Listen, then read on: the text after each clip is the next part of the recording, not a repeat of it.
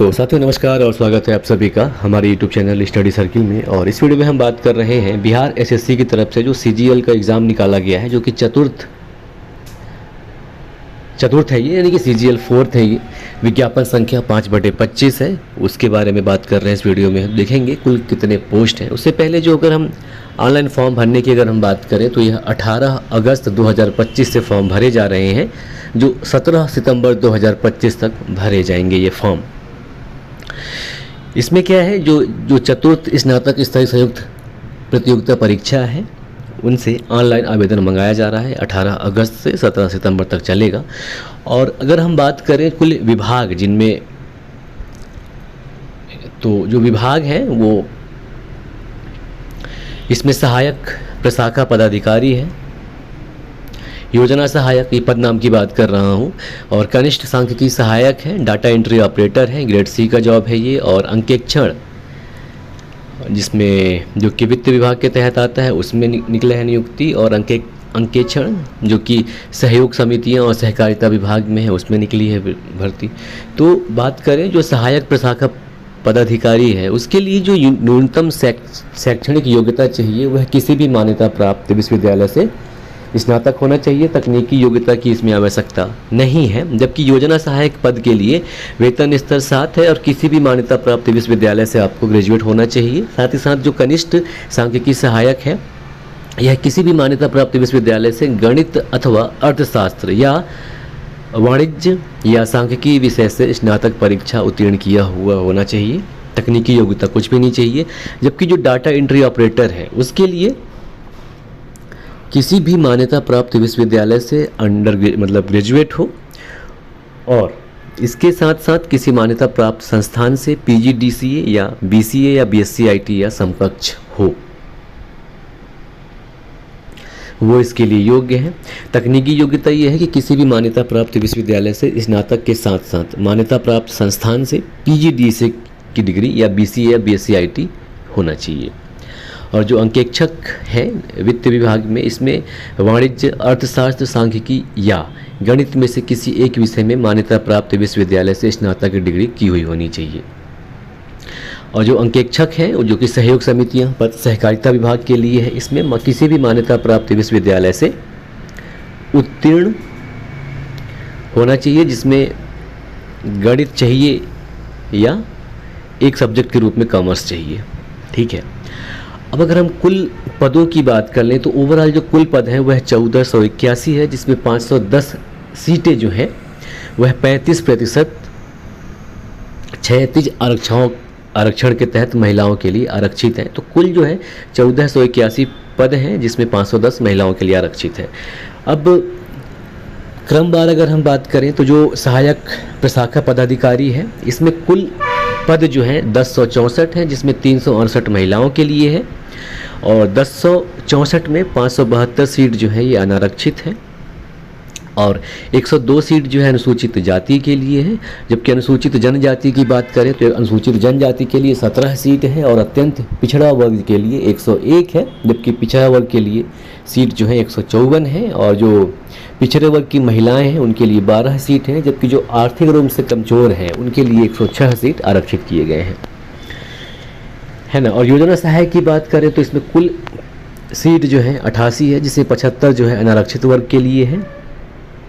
और कनिष्ठ सांख्यिकी सहायक की अगर हम बात करें तो इस जो कि श्रम संसाधन विभाग, निदेशालय, नियोजन एवं प्रशिक्षण विभाग के तहत आता है, इसमें 5 पद है, जिसमें अनारक्षित के लिए एक भी पद नहीं है। 2 पद जो है अत्यंत पिछड़ा वर्ग के लिए है, 2 पद पिछड़ा वर्ग के लिए है, और 1 पद जो है आर्थिक रूप से कमजोर वर्ग के लिए है। ठीक है। और डाटा एंट्री ऑपरेटर की बात करें ग्रेड सी, तो इसमें सिर्फ 1 पद है जो कि अत्यंत पिछड़ा वर्ग के लिए है। और अंकेक्षण की अगर हम बात करें तो इसमें 30 पद सामान्य के लिए है, और अनुसूचित जाति के लिए 32 पद है। साथ ही साथ अत्यंत पिछड़ा वर्ग के लिए 34 पद है, और पिछड़ा वर्ग के लिए 15 पद है। साथ ही साथ जो पिछड़े वर्ग की महिलाएं हैं उनके लिए 1 सीट है, और जो आर्थिक रूप से कमज़ोर हैं उनके लिए 13 सीट है। तो कुल 125 पोस्ट जो है अंकेक्षक में है। और जो सहकारिता विभाग का अंकेक्षक है उसमें कुल 198 सीट है, जिसमें 148 जो है ये अनरिजर्व्ड के लिए है, अनारक्षित के लिए है, 9 जो है इसमें अनुसूचित जाति के लिए है और 2 सीट अनुसूचित जनजाति के लिए है। 8 सीट अत्यंत पिछड़ा वर्ग के लिए और 9 सीट पिछड़ा वर्ग के लिए और 2 सीट जो है पिछड़े वर्ग के महिलाओं के लिए हैं और ईवीएस या आर्थिक रूप से कमज़ोर व्यक्तियों के लिए 20 सीट है। तो कुल 198। इस प्रकार जो कुल पद हैं वो 1481 है और इस 1481 में जो स्वतंत्रता सेनानी के पोता पोती आदि हैं उनके लिए भी मिलाकर 30 सीट है। ठीक है। अब उम्र सीमा की अगर हम बात कर लें तो उम्र सीमा जो गणना की जाएगी वो 1 अगस्त 2025 के आधार पर की जाएगी। हालांकि जो न्यूनतम उम्र सीमा रखी गई है सभी कोटियों के लिए वो 21 वर्ष है और जो अधिकतम उम्र सीमा है वह 42 वर्ष है। तो जो अनारक्षित है बिहार राज्य के पुरुष हैं उनके लिए 37 वर्ष अधिकतम उम्र सीमा है, जबकि जो पिछड़ा वर्ग एवं अत्यंत पिछड़ा वर्ग के पुरुष एवं महिला हैं उन दोनों के लिए 40 वर्ष रखा गया अधिकतम उम्र सीमा। इसके अलावा जो अनारक्षित महिलाएं हैं उनके लिए भी जो अधिकतम उम्र रखा गया है वह 40 वर्ष है, जबकि अनुसूचित जाति एवं जनजाति पुरुष एवं महिला दोनों को मिलाकर कुल 42 वर्ष का अधिकतम उम्र सीमा रखी गई है। जबकि ऐसे सभी दिव्यांग अभ्यर्थी जो किसी भी कोटे से आते हैं उनको अधिकतम जो सीमा है यानी कि जो अधिकतम 42 वर्ष है उससे यानी कि जो उनका सीमा रहेगा उससे 10 साल बढ़ा कर दिया जाएगा। ठीक है। अब इसमें एक नया चीज़ है, नया चीज़ ये है कि जो परीक्षा की प्रगति होगी ये ऑब्जेक्टिव है, प्रीलिम्स और मेंस होगा। तो इसमें एक चीज़ क्या है कि जो पेपर होना है पेपर के दिन इसमें कुछ चेंजिंग किया है। तो पहला देखेंगे हम जो पाठ्यक्रम की अगर हम बात करें उससे पहले जैसा कि बताया ये परीक्षा जो है ऑब्जेक्टिव टाइप से होगा और इसमें क्या है कि एक जो बिहार कर्मचारी चयन आयोग परीक्षा संचालन नियमावली 2010 के तहत ये कहा गया है कि अगर 40,000 से अधिक आवेदन प्राप्त होने पर प्रारंभिक परीक्षा आयोजित किया जाएगा और ऐसा भी होता है कि अगर अधिक आवेदन प्राप्त हो गया तो जो प्रारंभिक परीक्षा है ये 1 से अधिक चरणों में आयोजित किए जा सकते हैं और जब विभिन्न चरणों में परीक्षा आयोजित किया जाएगा तो ऐसी दशा में जो परीक्षा परिणाम है इसका नॉर्मलाइजेशन कर दिया जाएगा और उसी हिसाब से जो मेरिट लिस्ट है वो तैयार किया जाएगा। तो जो प्रारंभिक परीक्षा है यह वस्तुनिष्ठ प्रकार की होगी और अब जब मेरिट लिस्ट बनाया जाएगा तो वहाँ पे ये भी ध्यान दिया जाएगा कि जैसे अगर 2 व्यक्ति समान अंक प्राप्त करते हैं तो जो उनका सबसे पहले जन्म तिथि देखा जाएगा। तो जिनका उम्र अधिक है उनको जो मेरिट लिस्ट है उसमें ऊपर रखा जाएगा और ये भी होता है कि एक ही उम्र मतलब 2 व्यक्तियों का समान उम्र है समान अंक है फिर यहाँ पे क्या होगा उनका नाम देखा जाएगा ए से लेकर जेड तक। तो जिसका नाम ए से स्टार्ट होगा उसे प्राथमिकता दी जाएगी, उसे आगे रखा जाएगा। अब पाठ्यक्रम की अगर हम बात कर लें तो प्रारंभिक परीक्षा में एक ही पेपर होगा जो कि सामान्य ज्ञान का होगा जिसमें 3 विषय होंगे, सामान्य अध्ययन, सामान्य विज्ञान एवं गणित और मानसिक क्षमता जांच यानी कि कॉम्प्रिहेंसिव, लॉजिकल, रीजनिंग और मेंटल एबिलिटी। तो कुल प्रश्न जो है 150 होंगे और प्रत्येक सही उत्तर के लिए 4 अंक दिए जाएंगे और प्रत्येक गलत उत्तर के लिए 1 अंक काट लिए जाएंगे यानी कि 600 पूर्णांक रहेगा और प्रत्येक गलत उत्तर के लिए यानी 0.25% माइनस मार्किंग रहेगी यानी कि 1 अंक काटा जाएगा। और परीक्षा की समय की अगर हम बात करें तो 2 घंटा 15 मिनट होगा यानी कि 135 मिनट का पेपर होगा। और प्रारंभिक परीक्षा का जो मीडियम है वो हिंदी और अंग्रेजी रहेगा और ये भी होता है कि हिंदी और अंग्रेजी में मतलब कोई टाइपिंग मिस्टेक होता है तो जो अंग्रेजी टाइप है वह बेस माना जाएगा और उसे ही मान्य किया जाएगा। और ये भी है कि आप यहाँ पे पेपर के दिन आप 3 पुस्तक ले जा सकते हैं, सामान्य अध्ययन खंड का, गणित खंड का और सामान्य विज्ञान खंड का। लेकिन शर्त ये है कि आप एनसीईआरटी या बिहार जो बोर्ड है वो या फिर आईसीएसई या किसी भी अन्य बोर्ड का सिर्फ टेक्स्ट बुक ले जा सकते हैं और किसी भी विषय से आप गाइड नहीं ले जा सकते या कोई फोटोकॉपी नहीं ले जा सकते या कोई अपने हैंडमेड नोट्स नहीं ले जा सकते या इलेक्ट्रॉनिक गजट्स वगैरह नहीं ले जा सकते। अगर ले गए तो आपको परीक्षा से रिस्ट्रिक्ट कर दिया जाएगा। और जो अपने पास आप पुस्तक लेके जाएंगे आप टेक्स्ट बुक, उस पर आपका अपना नाम और रोल नंबर लिख के ले जाना होगा। और जो पुस्तक हैं इनको एक दूसरे को आप ले दे नहीं सकते, ठीक है। अब सिलेबस की बात कर लें प्रारंभिक परीक्षा के लिए, तो जो सामान्य अध्ययन है तो इसमें जो बिल्कुल बेसिक लेवल के प्रश्न होंगे, जिसमें वर्तमान घटना और दिन प्रतिदिन की जो घटनाएं होती हैं उन पर आधारित प्रश्न रहेंगे। साथ ही साथ वैज्ञानिक दृष्टिकोण से संबंधित प्रश्न रहेंगे। लाइक कोई अगर नया खोज हुआ है, जो पुरस्कार है, उनसे संबंधित प्रश्न रहेंगे। और बिहार के बारे में, बिहार का संपूर्ण इतिहास और भूगोल शामिल रहेगा इसमें। इसके अलावा भारत का इतिहास और भूगोल, साथ ही साथ भारत के पड़ोसी देशों से संबंध, ये शामिल रहेंगे। और समसामयिक विषय की अगर हम बात करें तो इसमें जो वैज्ञानिक प्रगति से संबंधित प्रश्न होंगे, राष्ट्रीय और अंतर्राष्ट्रीय स्तर के जो पुरस्कार प्रदान किए जाते हैं उनके बारे में रहेंगे। और भारतीय भाषाओं से संबंधित प्रश्न होंगे। और जो कुछ महत्वपूर्ण पुस्तक हैं उन पर आधारित प्रश्न होंगे। देश और उनकी राजधानियों के बारे में प्रश्न होंगे। साथ ही साथ जो खिलाड़ी, इनसे संबंधित प्रश्न रहेंगे, जो महत्वपूर्ण खिलाड़ी हैं उन पर, और जो खिलाड़ियों को जो पुरस्कार प्रदान किए जाते हैं उन पर प्रश्न रहेंगे। और जो कुछ महत्वपूर्ण घटनाएं घटी हैं उन पर, विशेषकर अभी जो मिडिल ईस्ट में इजराइल और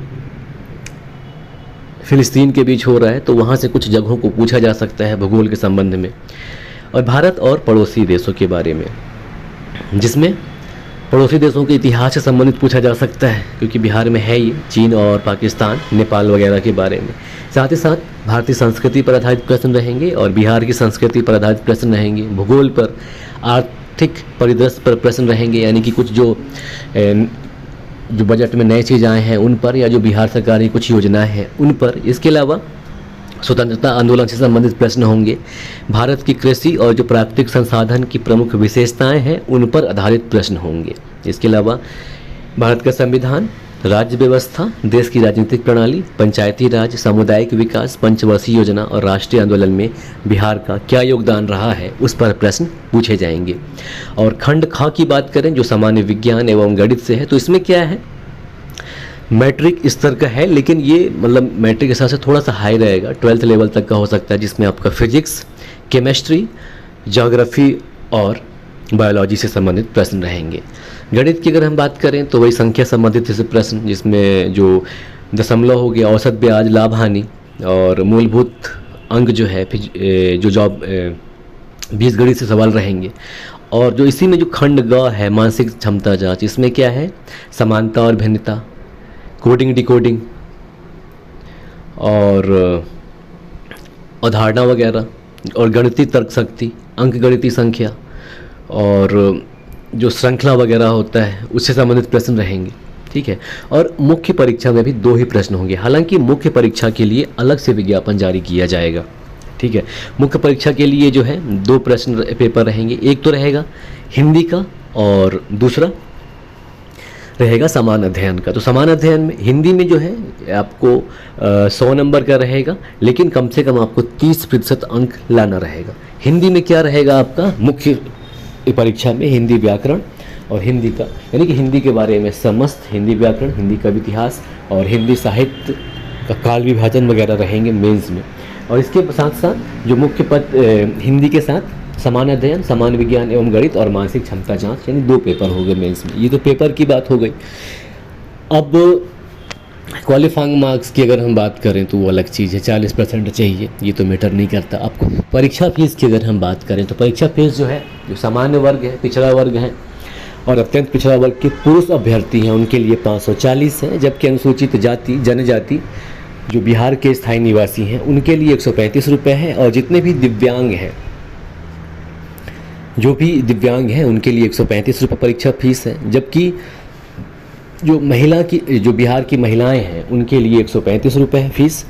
और बिहार राज्य के अलावा जो भी परीक्षार्थी इसमें शामिल होना चाहते हैं उनके लिए 540 रुपये है।